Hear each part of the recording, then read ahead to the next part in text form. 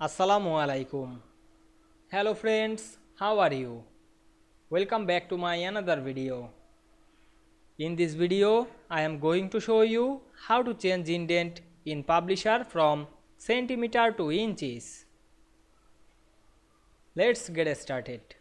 At first we have to open a publisher document. Now we want to change the indent centimeter to inches. Go to the file menu, then click the option menu, then go to the proofing or the advanced, then find the measurements units and select the inch. Here are many size like centimeters, picas, points or pixel. Now I select the inch, then click OK, then go to the paragraph settings option and go to tabs. Then we can see here the default tab stops is 0.5 inches.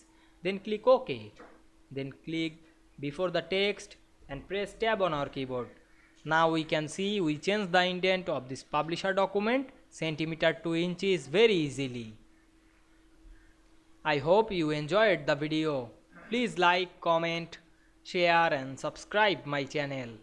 Thanks for watching.